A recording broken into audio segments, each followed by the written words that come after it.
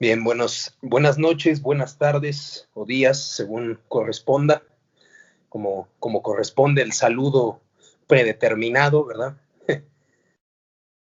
Bueno, me encuentro esta vez con un personaje al cual yo le tengo mucho cariño, principalmente porque es mi hermano, Francisco Vázquez. Pretendemos el día de hoy tener una conversación desenfadada, holgada, ¿no? Una conversación lo más amena posible. Y bueno, quizás comenzar por presentar a mi hermano Francisco Vázquez, que yo lo presentaría de una manera muy sucinta. Él es un cuentista, un escritor. Eso es lo que yo podría decir al respecto.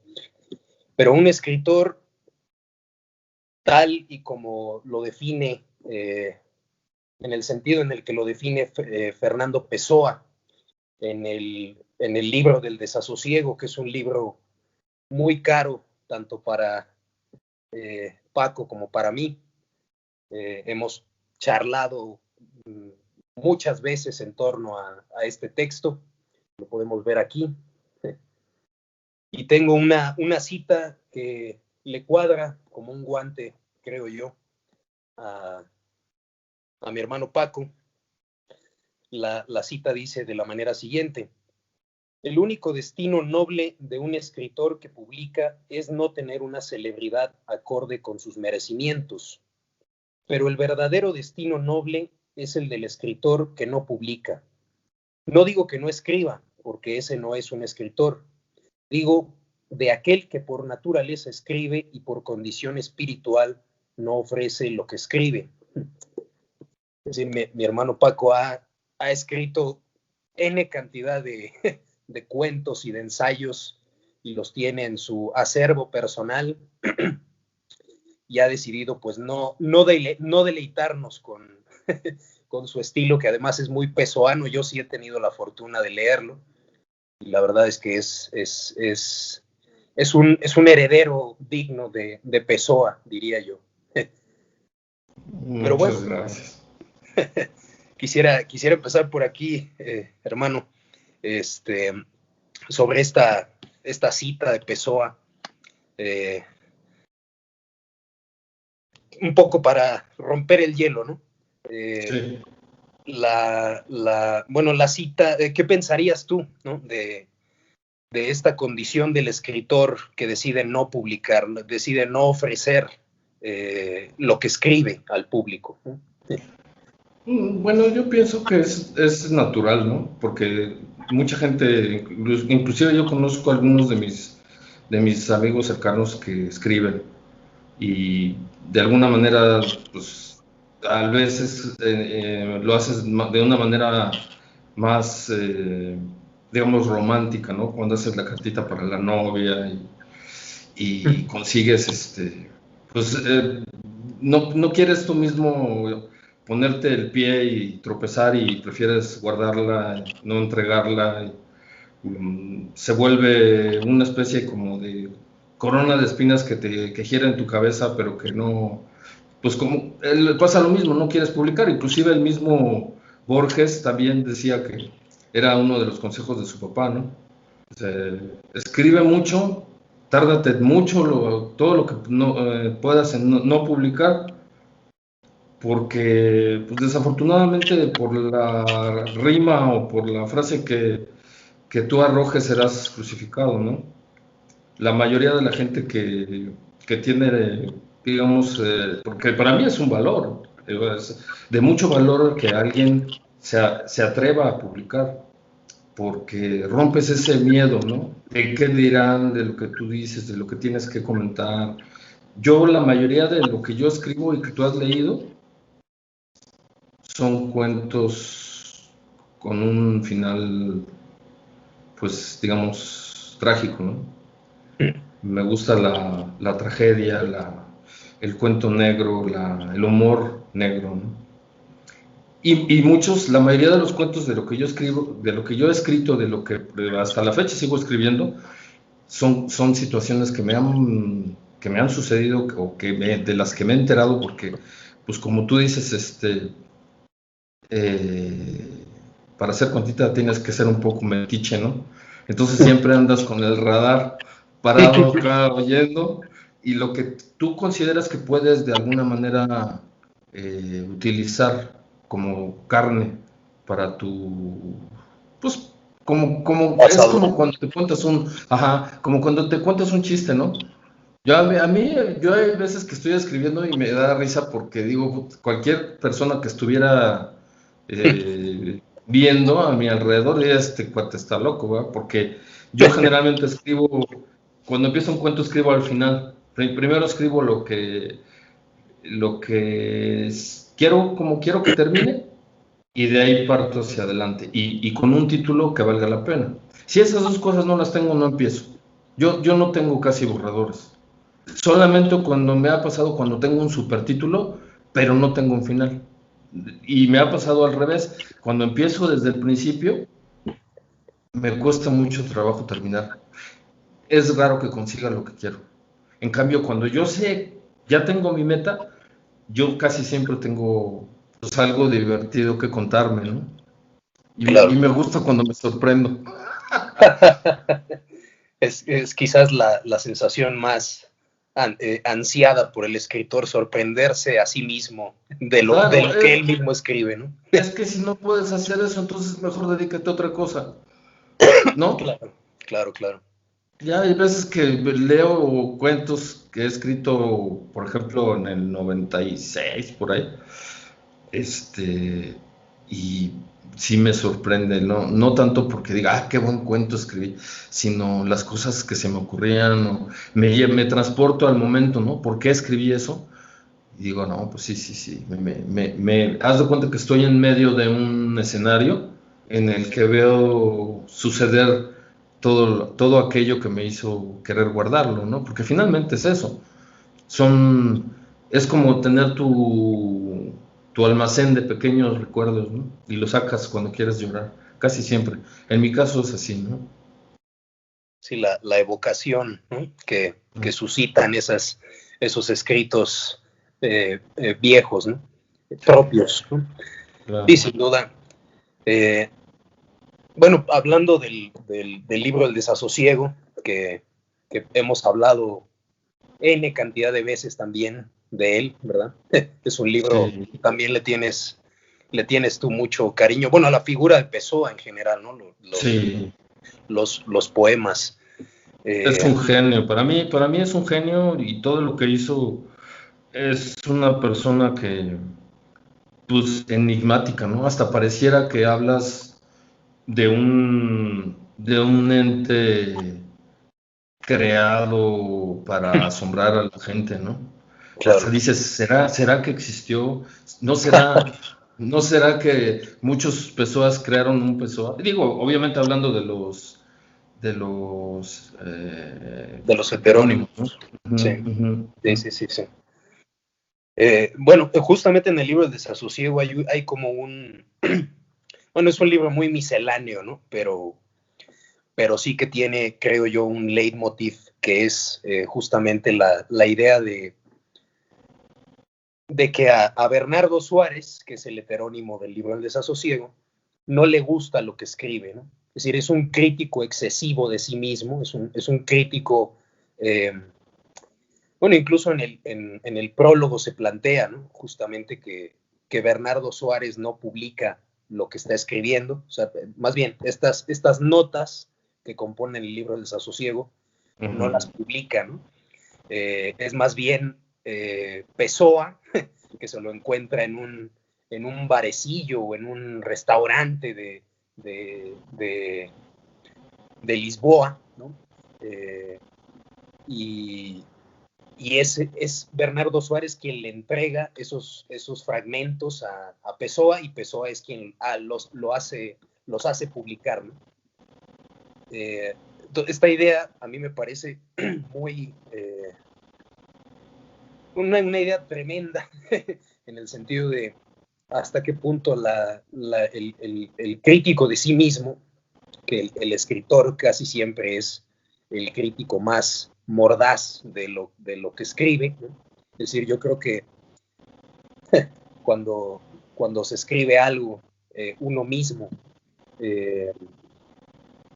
anticipa las críticas que podrían hacerle o incluso los denuestos que podrían hacerle a las frases que está componiendo.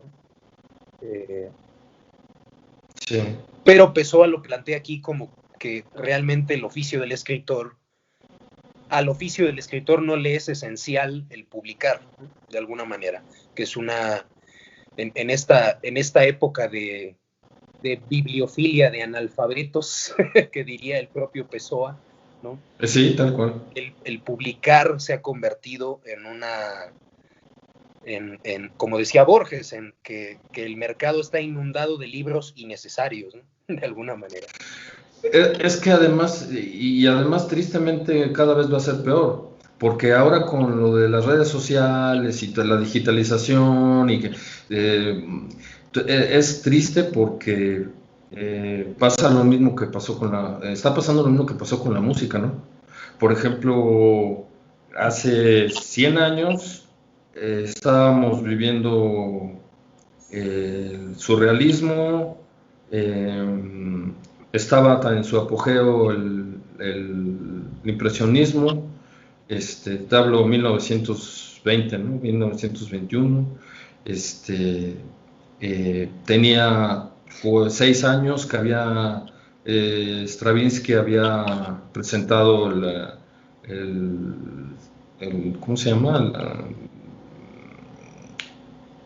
De la primavera, la consagración de la primavera, ya ves que fue súper abucheado y después ya lo veían como una figura mítica. Él influenció al jazz directamente porque inclusive músicos como Charlie Parker, te hablo, Stravinsky nació en 1882, en 1888 nació Pessoa, pero la diferencia es que Pessoa muere en el 35, tenía 47. Stravinsky murió hasta el 71. Por ahí hay una anécdota que Charlie Parker tenía una cita para que Stravinsky le diera una clase, pero no alcanzó a tomarla porque murió por una sobredosis.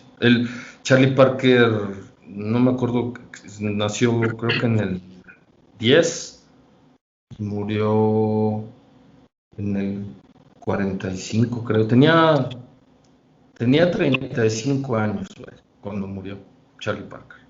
Genio, improvisación. Pero a lo que voy con todo esto, en el 48 nace la música concreta.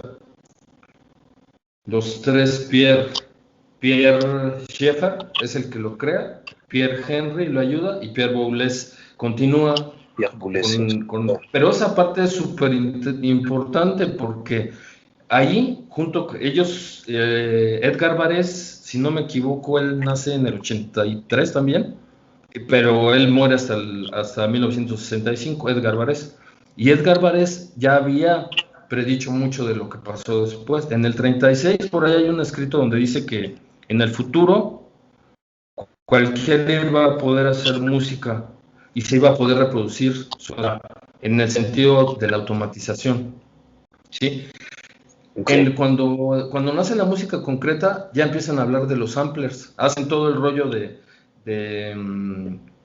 tomar, de hecho ese es el tema central de la música concreta, es el sonido como parte esencial de la música. Ya no estás hablando de notas, sino de frecuencias. Entonces viene una parte en donde casi se puede decir que deja de ser arte para convertirse en una ciencia, o las dos empiezan a jugar, empiezan a influenciar tanto la música a la electrónica, y entonces llega el momento en que si tú todo eso te lo brincas, empiezas a jugar con los sintetizadores que nacen en el, si no me equivoco, el Moog nace en el 72, No, no es cierto. Nace en el 64. En el 64 hacen una convención y Robert Moog crea el primer sintetizador modular. Pero estás hablando que maneja puros osciladores y cargas eléctricas, ¿no? Entonces empiezan a jugar con cables, mandas un impulso eléctrico de uno a otro y empiezas a jugar con los osciladores y empiezas a jugar con las frecuencias.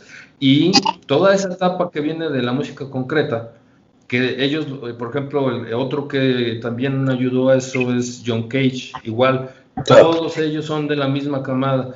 John Cage ya viene con el rollo de la música aleatoria, también, por supuesto, él fue discípulo de Edgar Varese. Hay una anécdota donde John Cage, Edgar Varese le encarga un sonido específico y dice, para hacer 6 segundos, me tardé como 2 semanas para hacer esos 6 segundos que quería Edgar Varese. Ahora hay unos sintetizadores que valen $50 que tienen 12 segundos y tú puedes grabar y todo y después esa música juegas ya con toda la tecnología que antes hubieras necesitado una casa para tener un sintetizador, juegas con todas las frecuencias, alteras y creas, puedes grabar una gota de agua y con eso hacer un ritmo, etcétera, ¿no? Entonces, ¿qué pasa? Que ahora cualquiera puede hacer música sin tener que haber estudiado todo lo que es armonías, solfeo, La técnica musical como tal, ¿no? Sí. ya no la necesitas porque ya tienes ya predigerido un equipo, un aparato. Claro, cuando tú lo volteas dice la capacidad cognitiva no viene incluida, ¿verdad? O sea, el hecho de que tú le pongas pilas y jales no implica que con eso vas a hacer un Stravinsky o Por un supuesto, claro. Bueno, es que Schoenberg, ¿no? justamente, no sé, hablabas de música concreta, no sé, Stockhausen, por ejemplo. Stockhausen sí tenía una formación musical estricta, ¿no? O John Cage mismo tenía una formación musical estricta, Boulez, Varese, etcétera. Eran músicos en sentido, casi en el sentido clásico, ¿no? Y conocían perfectamente La teoría. la técnica musical, la teoría musical. Bueno, decías justamente que en la música concreta el punto central es el sonido, ¿no? Y me llamó la atención, bueno, me ha llamado siempre mucho la atención la idea de John Cage, ¿no? Muy conocida, de que el silencio, que por definición el silencio es imposible, ¿no? De alguna manera, pero que lo muestra con su composición esta de 4:33, ¿no? De 4 minutos 33 segundos de puro silencio, pero lo que él plantea es que la música de esa composición son los ruidos que se dan en la sala a la hora de interpretarla al piano, Claro, porque además estaba escrita para piano, ¿no? claro. En la partitura nada más se leía tacet en latín, ¿no? Es el callarse, ¿no? El estar callado. Claro. No, y además ahí ya estás tocando la filosofía de la música, ¿no? O sea, ya deja de ser un impulso auditivo, sonidos armonizados, pero estás de acuerdo en que la pieza más hermosa de la música, de cualquier época, puede ser evaluada por la perfecta ubicación tanto de sus notas como de sus silencios. Claro. ¿Sí me explico? Sí. Entonces sí tiene mucho que ver, pero estás hablando ya ahí de llevado al extremo, ¿no? O sea, tú vas a un concierto de música donde no hay música, ¿no? El 4:33 y, muy bien, ¿no? Pues aplaudan, ¿no? Bueno, bueno No, es a lo que nos llevan las vanguardias, ¿no? De alguna manera. Sí. En arte, Claro. las vanguardias nos han llevado a pintura sin trazos, música sin sonido, incluso poesía sin palabras, ¿no?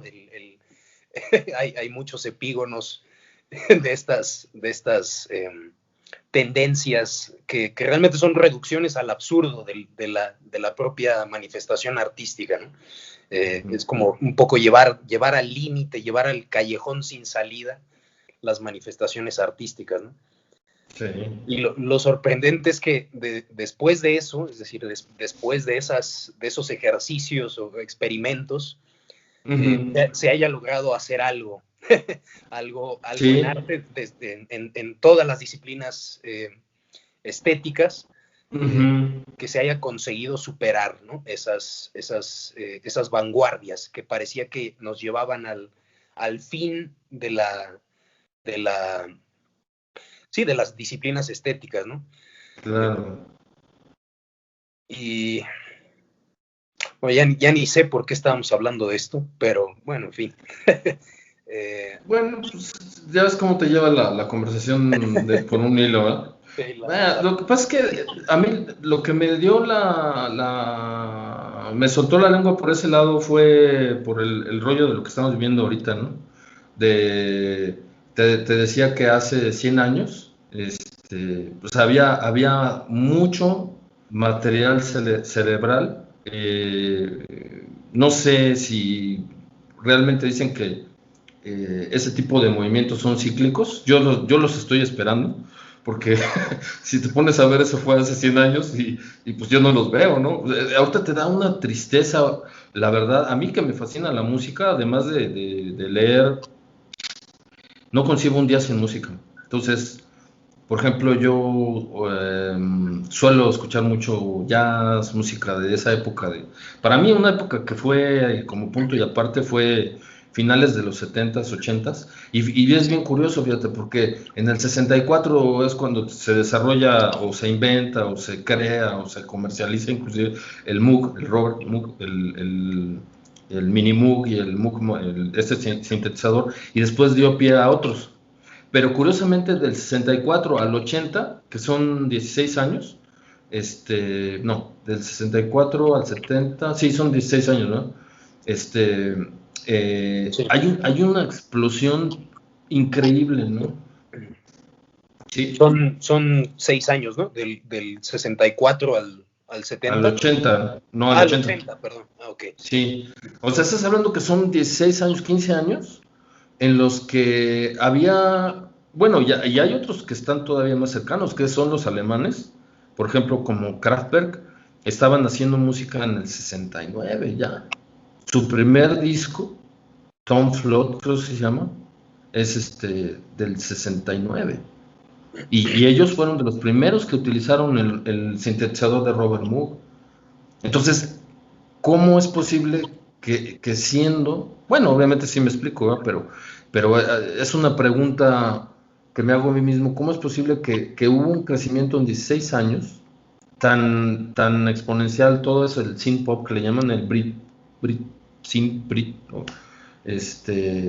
Con todos los grupos que te puedas imaginar que después influenciaron a otros, el rock progresivo que también estaba en ese, pues Pink Floyd, King Crimson, toda esa camada de gente, para mí, innovadores totales.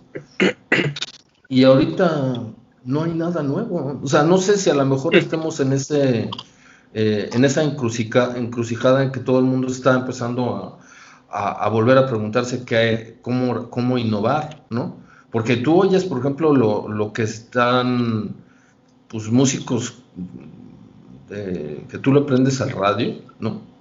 La verdad no conozco muchos, pero todos se oyen iguales para mí.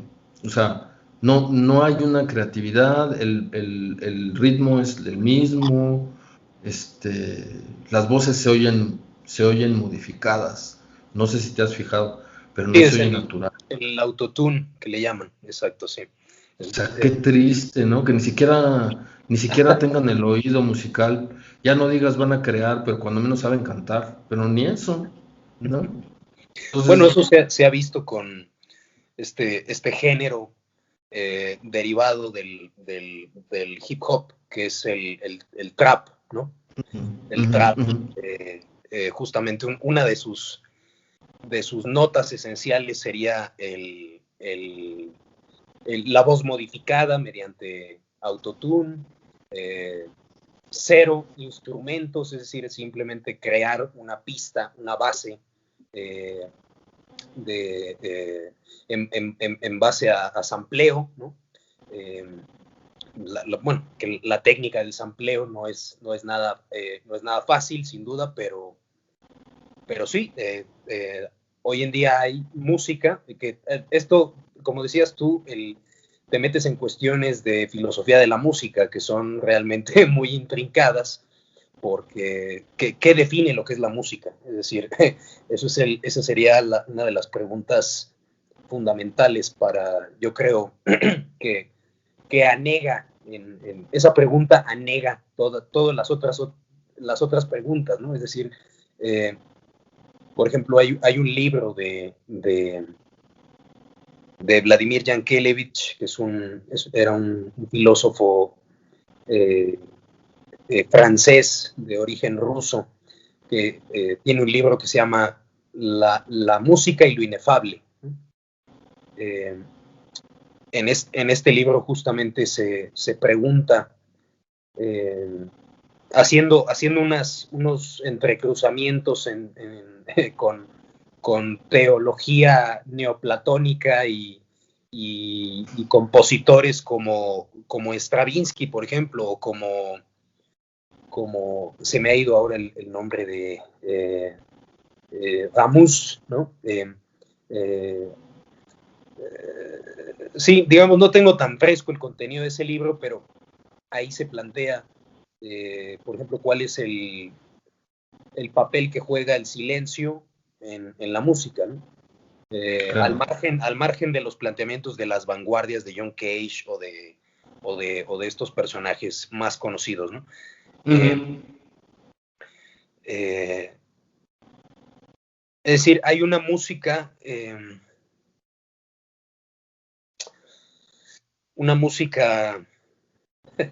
sí, vamos, este oxímoron de la música silenciosa, ¿no?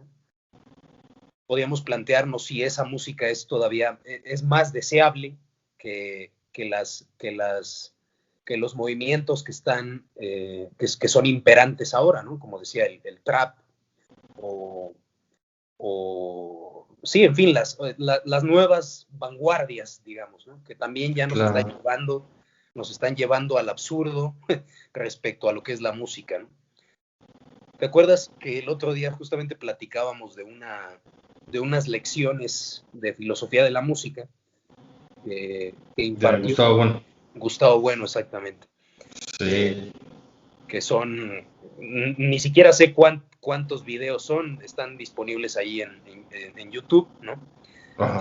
Donde justamente trata de responder a esta pregunta de qué es la música, ¿no? Es decir, la música es un lenguaje, existe la música celestial, ¿verdad? La música de la que hablaban los pitagóricos, ¿no? La música de las esferas, que prácticamente se identifica con el silencio. Es decir, hay una cantidad de... Digo, la verdad, yo soy lego en música, yo prácticamente no de técnica musical, por ejemplo, no sé nada, y de historia de la música, pues sé muy poco, ¿no? De lo elemental realmente. Pero si te das cuenta de que la pregunta de qué es la música es algo que los propios músicos no podrían responder, ¿no? Es decir, el músico, como decía Goethe, ¿no? El escultor esculpe y calla, ¿no? Músico, haz música y calla, ¿no? De alguna manera. También puede ser el refrán español de zapatero a tu zapato, ¿no? Es decir, ocúpate de tu especialidad y no déjalo demás. No especules acerca de cuestiones que no tienen que ver ya con la propia técnica musical, ¿no? Sí. Entonces, a mí siempre me ha desasosegado esa cuestión porque en toda la historia, por ejemplo, en toda la historia de la filosofía se ha visto que música y filosofía son prácticamente como el amor y la muerte, ¿no? Es decir, los engendró hermanos a un mismo tiempo la suerte. En el video número 1, en los primeros minutos, lo que dice Gustavo Bueno, ¿no? Todos los filósofos somos músicos frustrados. Sí. Exacto. Sí, es una frase, ni recuerdo a quién, está citando a alguien ahí.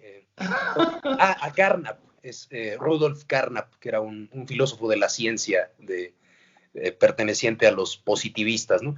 Que de hecho la cita no es esa. La cita que hace Gustavo Bueno ahí no es, o sea, él está citando de memoria seguramente, porque lo que dice Carnap es que los metafísicos son músicos fracasados. Eso es lo que no dice propiamente los filósofos, ¿no? Y realmente se refiere a que las construcciones de los metafísicos, por ejemplo, Kant, ¿no? Immanuel Kant, que hace su arquitectónica sistemática, es casi como ver cómo se despliega una sinfonía, ¿no? En toda esta arquitectura abstracta, ¿no? Pero sí, a lo largo de la historia de la filosofía, pues se ha dado incluso Platón en el Fedón, Platón tiene un diálogo que se llama Fedón, que es de hecho donde muere Sócrates. Al final es cuando el episodio de que Sócrates bebe la cicuta porque ha corrompido a la juventud, ¿no? Y es muy, muy conmovedora esa narración de Platón. Yeah. Pero ahí lo que dice Sócrates es que la filosofía es la más alta música. La megistés musiqués, dice en griego, ¿no? La filosofía es la más alta música. Entonces siempre ha habido como este emparentamiento entre la música y la filosofía, y eso a mí siempre me ha llamado mucho la atención, ¿no? O sea, esa simbiosis que hay. Es que es muy complicado, porque si te pones a pensar como placer, ¿no? Un placer, quizá, ¿no? Hablo por mí, ¿no?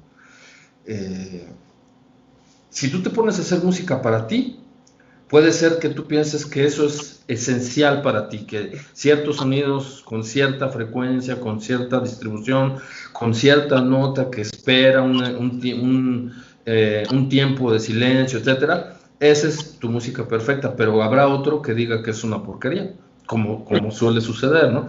Entonces, ya en el momento en el que tú te metes a ese campo que es, pues, es lo abstracto, porque realmente la música, pues precisamente es lo que estamos hablando, ¿no? ¿Cómo defines la música que todo el mundo esté de acuerdo con el término? Esa es la otra, que tú definas porque ese es, yo creo, uno de los pleitos casados con la mayoría de la gente. ¿Cuál es la buena música y cuál es la mala música? ¿Hay buena música?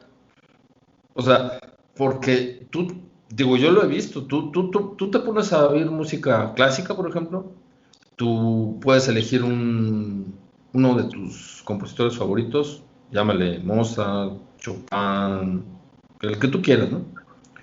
Y nunca va a faltar un cuate que diga que eres pedante porque oyes música clásica. Y al revés, tú oyes a alguien que pasa con su carro a todo volumen oyendo a Vicente Fernández, ¿qué piensas? Entonces está ese pleito casado, tú estás abstraído cuando tienes ese tiempo de esparcimiento en tu casa, que pones música y te transporta, ¿no? Es como sinestético, es como una experiencia en la que oyes el sonido y evocas imágenes, ¿no? Casi como una droga. Digo, depende de la música, depende del oído, ¿no? Porque hay gente que yo me he dado cuenta que no tiene oído, o sea, en el sentido musical, ¿no?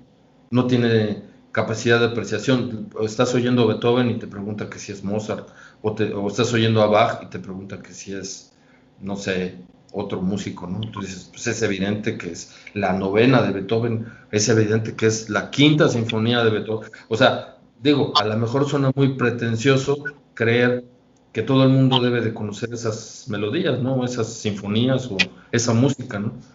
Y no es así, ¿no? Claro, sí. Bueno, eso de tener oído musical también es como apelar a una especie de intuición, ¿no? De facultad intuitiva que te permite apreciar mucho más que otros ciertos sonidos, ¿no? No sé, se decía, por ejemplo, de Bach, ¿no?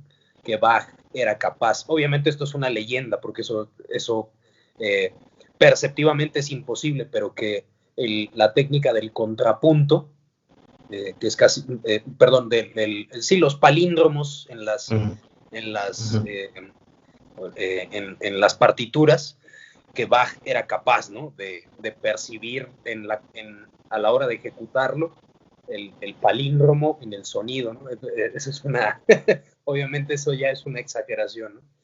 Claro. Pero sí, es verdad.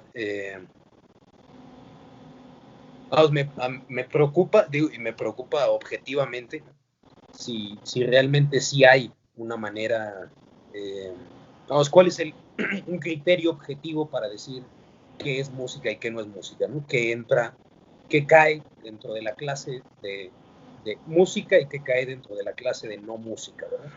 Es que si llegamos al punto de los músicos concretos, todo es música. Entonces, o sea, inclusive el ruido es música, ¿no? O sea, pero cuando llegas a eso ya, cuando una cosa es todo, entonces ya no es nada, ¿no? Es decir, si cualquier sonido podría ser definido como musical, pues entonces caemos en que realmente la música no es nada específico, la música es cualquier cosa, ¿no? Es decir, es una definición la definición que todo define, digamos, ¿no? Ajá, sí, entiendo. No sé si llevar a esos absurdos la definición de cualquier cosa realmente, ¿no? Porque podías decir también lo mismo de qué es la historia, ¿no? Pues la historia es incluso la historia que me cuenta el señor de la abarrotería, ¿verdad? Entonces, eso entra dentro de la definición de historia con mayúsculas, ¿verdad? La historia como disciplina científica, ¿no? Claro, ahí entramos también en cuál es la cientificidad de la historia, o cuál es la cientificidad de la música, si es que la tiene también, ¿verdad? Porque que es otra cosa que también se pregunta Gustavo Bueno, ¿no? Que la música es una ciencia, ¿verdad? Es decir, ¿hasta qué punto podemos decir que la música sea una ciencia? En fin, son preguntas y realmente yo retrocedo espantado frente a ellas, ¿no? O sea... Sí, realmente sí está complicado, ¿no? Tremendo. Pero bueno, ¿qué más? No, pues podemos hablar de un montón de cosas. Estaba hablando de música y de poesía. Ves que te pasé el fragmento del inicio del Kaddish de Allen Ginsberg. Ajá, sí. Sí, lo leí. De los, aquí, ya. Uno de los ideales de toda esa generación de los poetas beat, ¿no? Justamente era que la poesía, bueno, eso ha sido un ideal de la poesía desde antiguo, ¿no? Pero concretamente que la poesía tiene que tener una cadencia, y en el caso de cadencia musical, y en el caso de Ginsberg, pues es el jazz, el punto de referencia, ¿no? Para ese ritmo, y efectivamente, si tú lo lees, me decías tú que habría que escuchar, ¿no? Había que leer el poema escuchando a Ray Charles, como lo dice Ginsberg al principio, ¿no? Sí. De que está escuchando a Ray Charles en el fonógrafo, ¿no? Y va haciendo la evocación de su madre, etcétera, ¿no? ¿Qué pensarías tú de esta? Porque tú también eres muy adicto a esa generación de poetas, ¿no? Claro. Sí, inclusive ya ves que, por ejemplo, el caso de Kerouac, también él era, si no me equivoco, él era saxofonista, creo, era un músico de jazz. Y pues en el sentido de la rítmica, yo desafortunadamente el libro que leí que leí aparte del On the Road, leí el que te decía los subterráneos. Desafortunadamente ese libro yo lo leí en español y no lo he buscado en inglés como para darle la rítmica, ¿no? Porque supuestamente toda la literatura de esa generación tiene un ritmo, que es precisamente por lo que se denominaron la generación beat. Por ahí hay otra definición también, pero no recuerdo cuál es, que no es precisamente el hecho de que que giren alrededor del jazz, sino que aparte también tienen otra definición, otro por qué se denominaron beat, ¿no? Lo que siempre yo los he ligado son las dos cosas. Uno, como te decía, son hijos de Henry Miller. O sea, ellos llevaron al siguiente paso, ¿no? Todo lo que Henry Miller propone como una literatura explícita, Sexus, Plectus, Nexus y los trópicos. Y inclusive hasta Bukowski, ¿no? Digo, a lo mejor él es posterior a la generación Beat, pero también es hijo de Henry Miller, ¿no? Del mismo caso. Y tomando la misma, 100 años antes, ya ves que te comentaba de los poetas malditos, ¿no? Que para mí fueron la influencia también de la generación Beat. En los no subterráneos, en el prólogo, hacen la referencia en una de las partes del texto.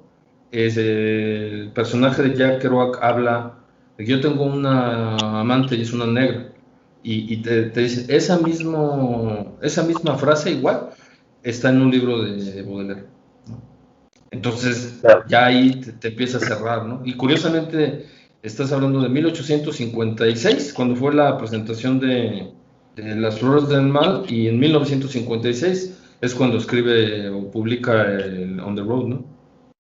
Sí, o sea, son 100 años de diferencia. Ese paralelismo histórico Ajá, es muy curioso. ajá. Sí, son cosas que sorprenden, ¿no? De alguna manera, porque tiene influencias directas, ¿no? A pesar de que pasaron 100 años, ¿no? Sin duda. Sí,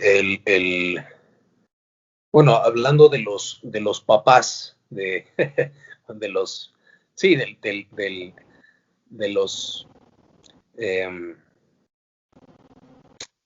generadores de esta, o inspiradores de estos movimientos, decías Miller, también podríamos citar a Céline, Sí. a Louis Ferdinand Céline, que el viaje al fin de la noche también es determinante para,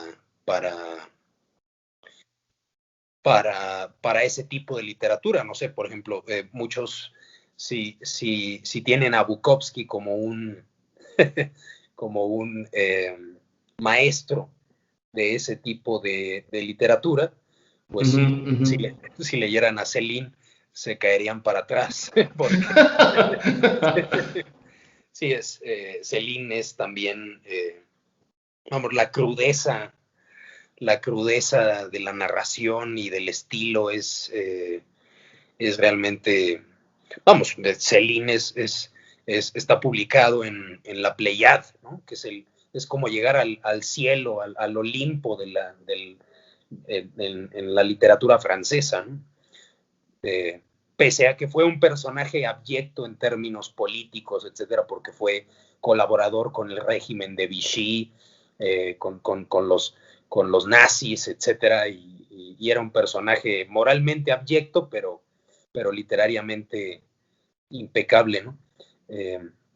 Sí, vamos, hablando de los inspiradores de este tipo de literatura, ¿no? Sí, sí, Obviamente hay muchos otros, ¿no? pero hablando de los colosos Pero gigantes. es que es lo mismo, son vanguardias, ¿no? Porque presentan algo que en ese momento no se daba y digo, es una conjetura mía, ¿no? Porque de repente sucede, como pasó con Bukowski, ¿no? Que en su momento llamó mucho la atención. A mí el libro de Factotum, sinceramente, yo lo leí por curiosidad, pero la verdad es que a mí no me gustó. Se me hizo demasiado explícito, sin sentido, ¿no? Es como empezar a decir chistes uh, y esperar, ¿no? Y aparte te van a aplaudir, ¿no? O sea, te van a aplaudir porque van a comprar tu libro. Entonces yo digo, bueno, ok, habrá quien sea fanático de Bukowski, pero yo pienso que son modas muy, ¿cómo se dice? Cuando no duran mucho, Efímeras. efímeras es la palabra. Entonces, yo pienso que son modas como para saber lo que no se debe de hacer, ¿no? En determinado momento, ¿no? O sea, está bien que lo conozcas, está bien que tengas esas referencias, pero digo, siendo tan ricos los idiomas, ¿para qué enclaustrarte o hacer tus frases siempre girando alrededor de lo mismo, ¿no? Es como contar un cuento siempre con las mismas palabras. No sé.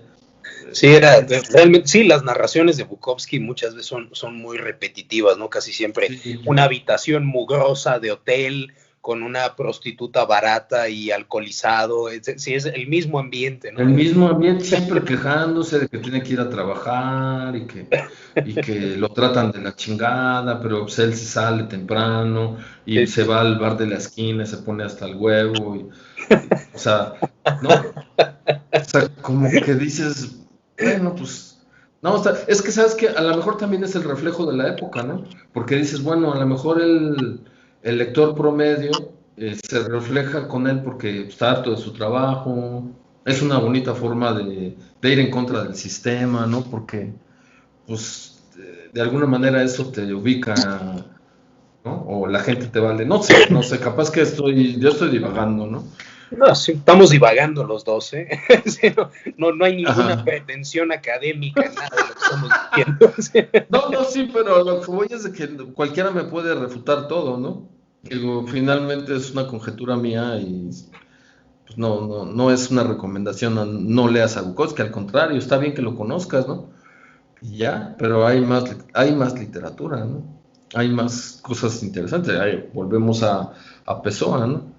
Eso que tú decías al principio, cuando encontraron el baúl este famoso que todo el mundo habla de él, de los 25,000 textos, precisamente, a mí es una de las cosas que más me llamó la atención del libro del desasosiego, es porque finalmente, a pesar de que yo no sé si fue fortuito la forma en cómo organizaron todos los fragmentos que forman el libro del desasosiego, entre paréntesis, escrito por Bernardo Suárez, no sé si los mismos historiadores que se estaban encargando o se están encargando todavía de catalogar todo este material que encontraron en el baúl, eh, al azar tomaron esos textos que formaron el libro del desasosiego o ya estaba perfectamente estructurado para como digamos, prepublicarse, ¿no? Ya. Porque es una de las cosas que yo siempre me he preguntado de Pessoa, ¿por qué teniendo tanto material realmente solamente publicó en vida mensajes, ¿no? ¿Por qué? Digo, hay muchas cosas que me quedan claras. Por ejemplo, si es cierto que el libro del desasosiego estaba ya pensado para publicarse como tal, es un ejemplo perfecto del fragmento, porque la vida en sí es fragmentada. Tú lees los cuentos y de repente parece que no tienen un orden, pero sí lo tienen. Por eso es por lo que se me hace extraño, ¿no? La forma. Ese cuento era un genio, ¿eh? Por donde le veas. Yo no sé. Por eso te digo que a veces que me da la impresión, como lo que dicen de Shakespeare, ¿no? Que Shakespeare no existió, que fue un grupo de escritores, ¿no?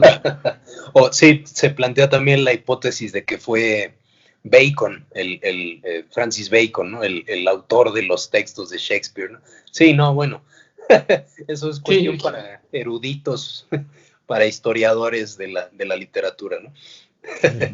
Pero sí, no, sin duda Pessoa además tenía una psicología, o sea, la psicología del autor es realmente un pozo sin fondo, o sea, al menos tal y como da la apariencia, ¿verdad? En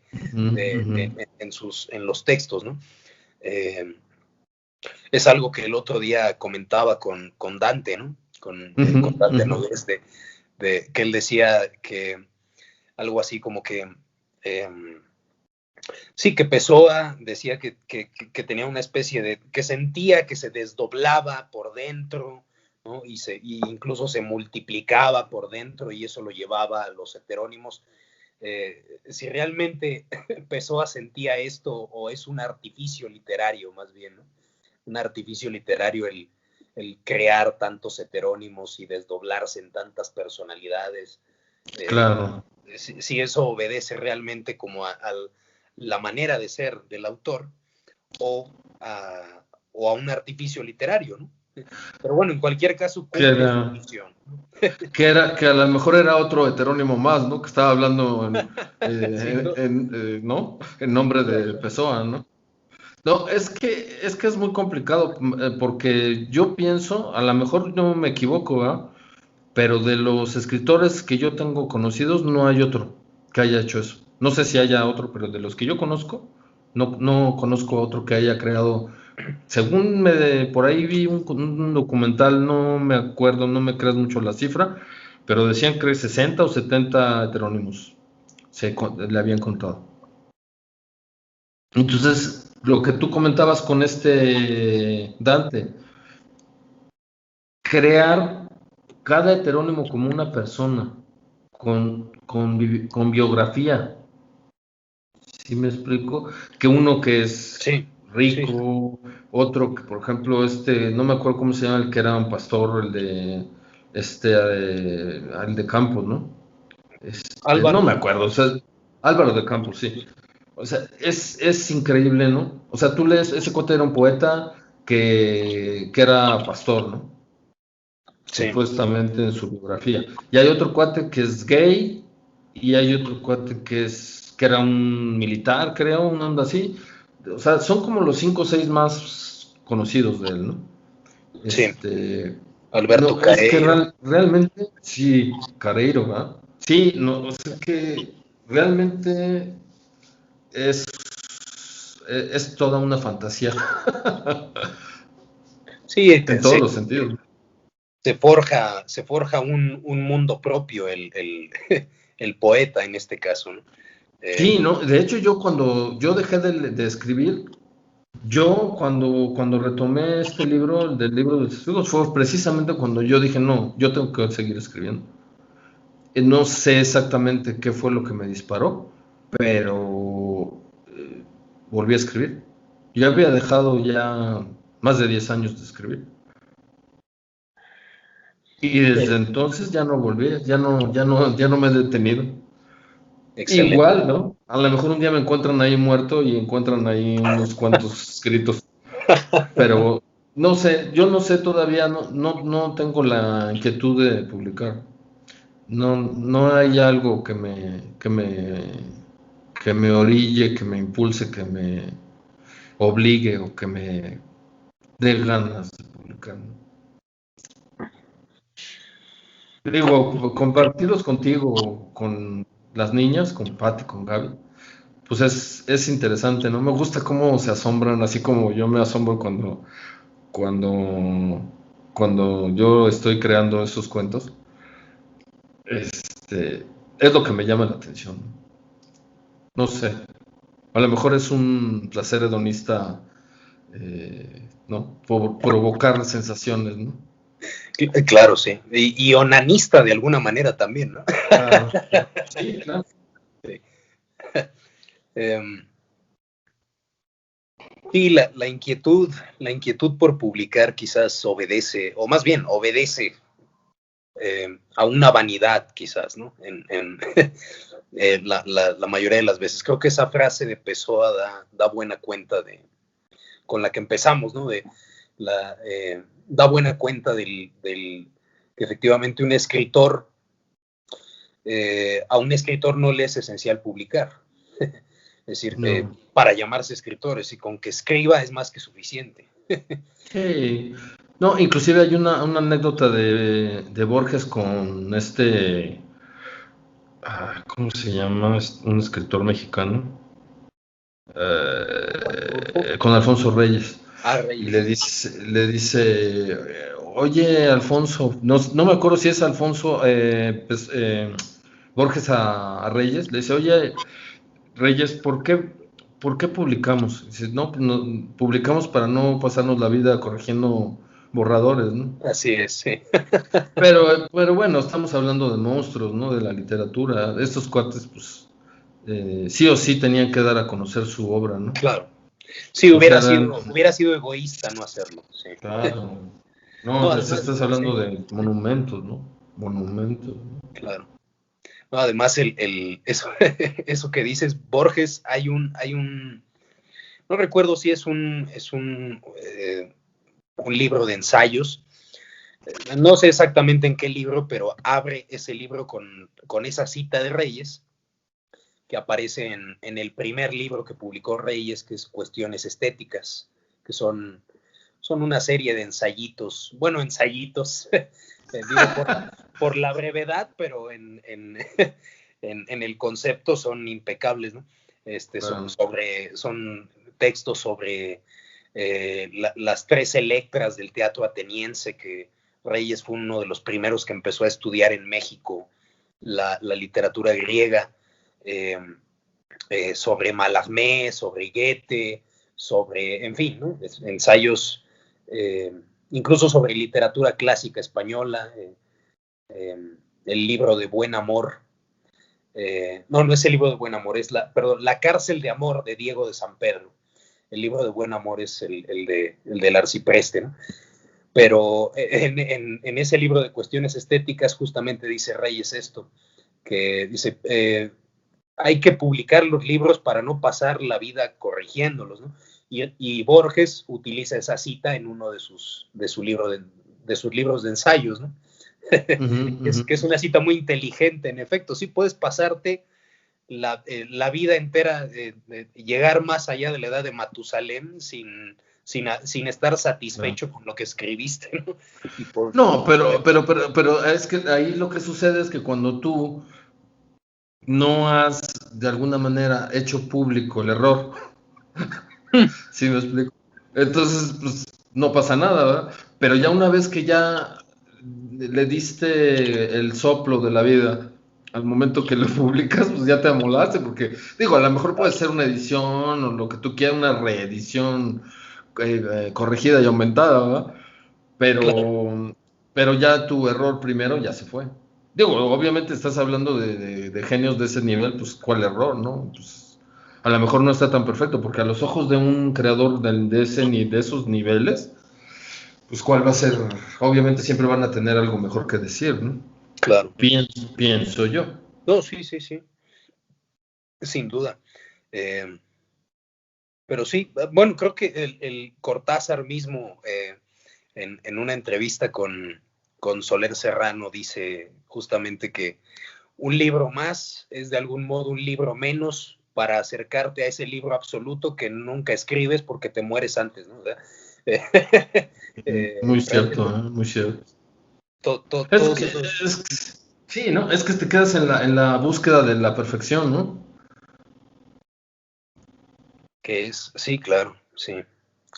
La perfección, la perfección nos mataría realmente. Claro, sí. Es que yo creo, inclusive de lo que hablamos de los pintores, ¿no? De la época de los holandeses del 17, del siglo XVII. Sí, claro. O sea, tú ves eso y ¿qué hay más perfecto que eso? Desde mi perspectiva, esos cuates sí lograron captar la luz, ¿no? Y obviamente ellos murieron pensando en que no la habían encontrado, en que tenían que mejorarlo, ¿no? Pero sin embargo, tú ves, son cuadritos de 30 por 40, una cosa así, y son súper solicitados, no nada más obviamente porque los coleccionistas los quieren y pueden pagar cantidades estratosféricas, ¿no?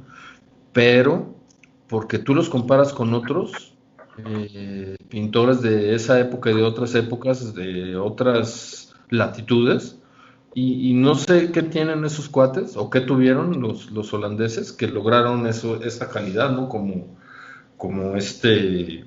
Vermeer. eh, Vermeer, sí, Vermeer. Sí, sí, sí. O sea, Yo sí. no, es impresionante, ¿no? Pero obviamente, pues digo, regresando al tema, nunca vas a alcanzar la perfección bajo tus ojos, ¿no? Eso es como que una búsqueda, yo creo que es la búsqueda infinita, ¿no? En todos los sentidos. Sí, una búsqueda asintótica de la línea que se va acercando a la otra línea y que nunca se Y encuentran, que ¿no? nunca se tocan. Sí, sí. Sí, sí, sí, claro. ¿Hasta qué punto tendríamos o bueno, tendríamos, bueno, sí, tendríamos los humanos que buscar alguna clase de perfección, ¿no? También sería esa Claro. la pregunta, Es que, porque no, es que ¿qué es lo que yo te pienso que eso es requiere todo, llegar? ¿no? No, y aparte todos estamos en nuestro nivel buscando esa perfección en diferentes ámbitos, ¿no? Ya sea a nivel laboral o como, digamos, pues, no sé, como investigador en tu área, desarrollando algún tema en específico, ¿no? Y obviamente pues, siempre quieres estar, creo yo, ¿no? Estar en la cima de tu, De tu ámbito pues, de tu, de sí, tu ámbito, porque inclusive yo lo viví hace como unos 30 años, ¿qué será? Pues sí, como por el 80 y tantos, yo veía como iba subiendo. Cada vez los programas que yo hacía de software eran más ricos, eh, más complicados, ¿no? Y ahorita resulta que ya hay un software, o sea, como lo que platicamos de la música, ¿no? Ahora ya cualquiera programa, porque ya nada más arrastras objetos, y sin embargo en esa época nosotros creábamos los objetos, ¿no? O sea, tenías que hacer el objeto creado, pero con sintaxis, ¿no? O sea, claro. no había nada, todo era texto, ahora todo es imagen. Entonces ya te olvidas, o sea, si acaso nada más le das la vuelta al objeto y por atrás lo cierras con ciertos parámetros y ya te queda tu objeto trabajando, ¿no? Haciendo una comparación, ¿no? Claro, Entonces, ya hasta ahí llegó. ¿Mande? era un trabajo más artesanal, ¿no? Era. Sí. Y creo que eso es lo fundamental, ¿no? Eh, no tanto buscar el arte, sino lo artesanal, haciendo esta distinción, porque el artista, bueno, este es un juicio que yo he tomado de Gabriel Albiac, que es un filósofo español, ¿no? Uh-huh. Autor de la Sinagoga Vacía, que fue Premio Nacional de Ensayo, en fin, y además es un tipo con una capacidad de análisis filosófico tremendo, pero hace esta distinción entre el artista y el artesano, ¿no? Puedes aplicarlo a cualquier ámbito realmente, ¿no? O sea, él lo aplica al ámbito de los escritores, ¿no? Que construir un texto es como construir una mesa, es concebirlo de esa manera, no tanto como que estés esperando que la musa te inspire, te insufle, ¿verdad? El soplo definitivo que te va a llevar a escribir la obra del siglo, ¿no? Sino justamente la artesanía de construir el texto como si construyeras un mueble prácticamente, ¿no? Puedes aplicarlo a cualquier ámbito, ¿no? A la pintura, a la música, a la programación. Eh, y, y en nuestro tiempo, pues ese componente artesanal muchas veces se pierde por la automatización que ya tenemos en N cantidad de campos, ¿no? En la propia escritura, ¿verdad? No es lo mismo, obviamente, sentarse papel y pluma, con estilográfica, ¿no? A construir un texto. No. Esa práctica te obliga a meditar mucho más lo que estás escribiendo. No es lo mismo que ponerte a escribir un texto en una computadora o es decir, que ahí puedes decir lo que quieras y borrarlo. Ándale. Eso también Apresurar. es que no te la crees, ¿no? Por ejemplo, ahora que tú tienes la computadora y te puedes pasar horas haciendo como que ideas sueltas y abres otra página y las copias y las pegas y le quitas y le pones. Eso tú es cuando más valoras, por ejemplo, escritores que no tuvieron el acceso a la computadora, que todo lo hicieron, por ejemplo, ya no digamos en papel, ¿no? Que lo hacían en su Olivetti, mecánica, ¿no? O en su Remington, como los cuentos de, no sé, de a lo mejor de hace 50 años, 70 años, ¿no? Sí. Pero dices, no, no inventes, o sea, un escritor que tuviera esa capacidad de plasmar sus ideas, obviamente tenían que hacer correcciones y demás, ¿no? Pero tenían sus manuscritos, sus originales, así. Eso también es otro boleto, ¿eh? Sin duda. Sí, no, cambia completamente Además es muy, muy difícil escribir de esa manera. Bueno, no sé si, no sé si porque ya estamos habituados a estos artificios, a estas Claro. automatizaciones, pero efectivamente Sí, ¿no?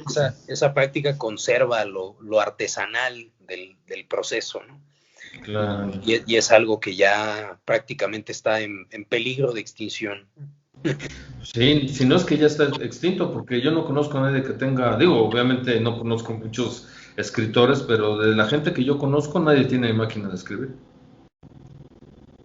Bueno, sí, quizás máquina de escribir no, pero el proceso de manual, Manual. ¿verdad? Manuscrito, literalmente, ¿no? Ujú.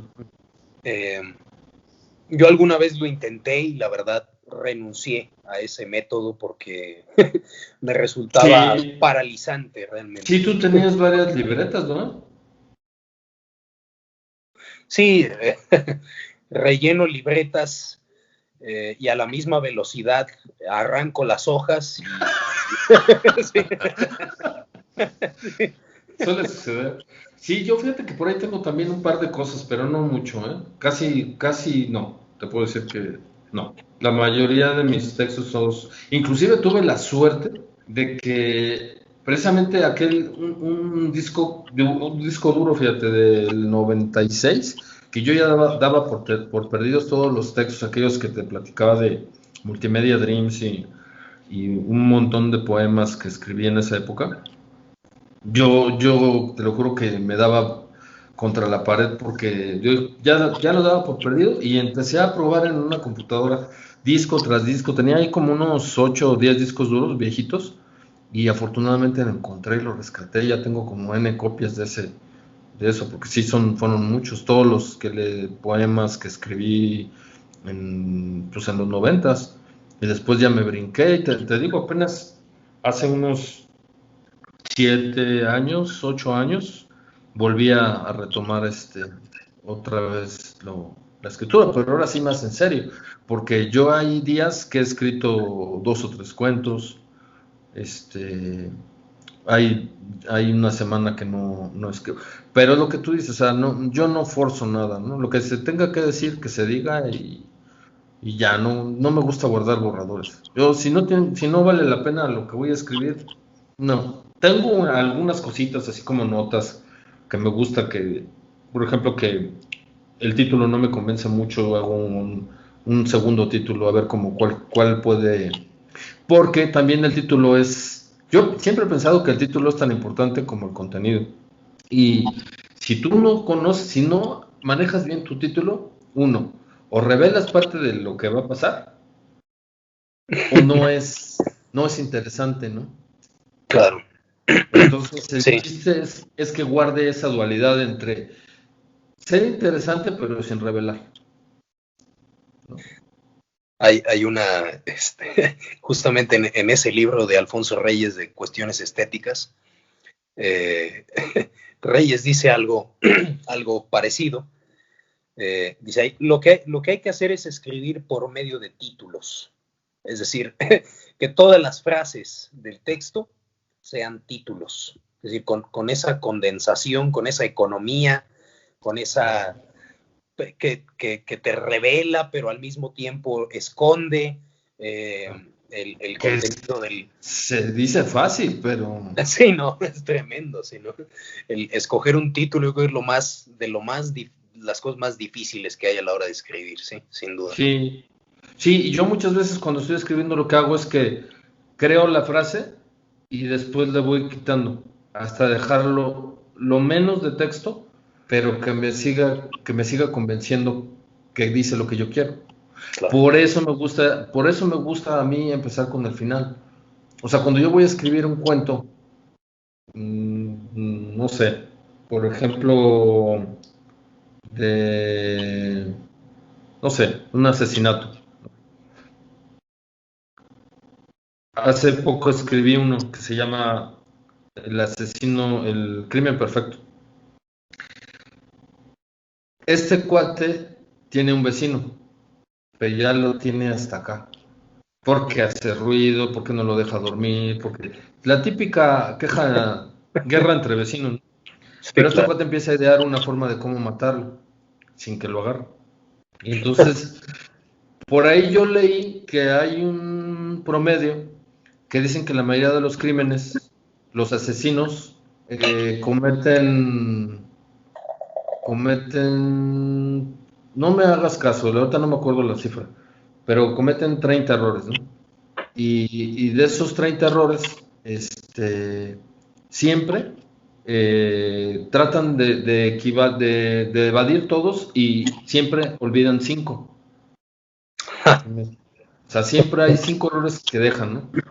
Entonces, este cuate dice, no, entonces empieza a crear un algoritmo. Ok. Y agarra su libreta y todo el rollo, y todo perfecto. Nada más que hay un detalle, que el pendejo olvida la libreta en la casa donde mata al cuate. Entonces, al final yo digamos, mi personaje, que es el detective, lo pongo más o menos como el tipo Columbo, ¿no? Entonces lo disfrazo con esas características. Es un cuate así distraído, que anda viendo y todo. Y entonces ya al final, cuando el cuate ya se siente que ya la libró, le dice, por cierto, no sé, no recuerda usted, nunca visitó a su vecino, nunca entró a su casa, nunca tuvo nada que ver. No, una vez nos llegamos a encontrar. Sí, mire qué curioso, porque ¿recuerda usted haber escrito un algoritmo? Está muy bueno. Está muy bueno. Tienes que pasármelo, porque ese Sí. no lo he leído, sí. Y así, como te digo, siempre cuando digo, a ver, ¿y para qué escribo, no? O sea, ¿cuál va a ser el motivo final con el cual yo me voy a sorprender? Ese es mi motivo para escribir, ¿no? Igual puede ser de otros. Escribí unos cuentos, por ejemplo, de amor roto del 85, ¿ya ves el temblor? Sí.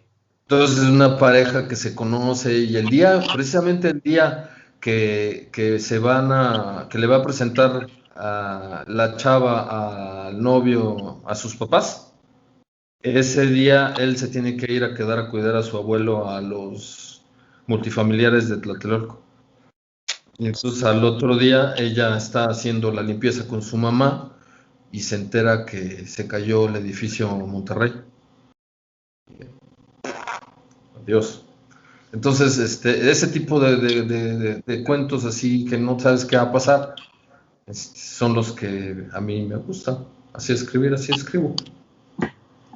Me sonó el argumento a una película que no sé si tú has visto, que se llama Remember Me. Sí, con Pattinson, ¿no? Pattinson, sí, Sí, Robert Pattinson. fíjate que esa película yo la vi, pero no me basé en esa película para hacer el No. cuento. Sí, no, digo que Sí. porque también en la película, ¿no? Digo, haciendo spoiler. Sí, no manches. Va a verse con su papá, con este Pierce Brosnan, ¿no? Sí.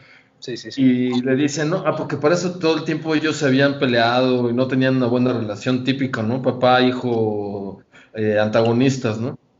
Y el día que él acepta, creo que el trabajo, ¿no? Una onda así. Esa película es del 2000, creo. Sí. 2000, No, 2001, por ahí. No, 2000, es no es 2010. más, sí, Es 2010, sí, sí. porque Sí, en no podía ser en 2001 fue la... 2000, claro. Sí, es 2010. El día que va y ya por fin se doblega y decide aceptar la entrevista es el día que chocan los aviones contra las Torres Gemelas, ¿no?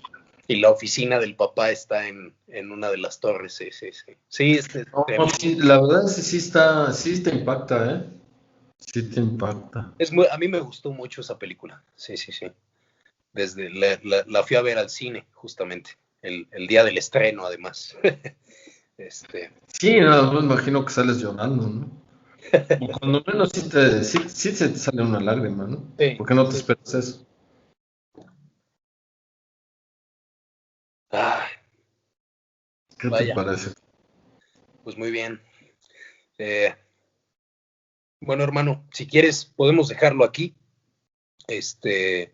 pero podemos seguir platicando con la cámara Pues, cerrada, porque no te hay digo, problema. he recibido ya luego reclamos de que los videos son demasiado largos y eso dificulta el verlos completos, etcétera. Entonces, llevamos 1 hora y cuarto más o menos.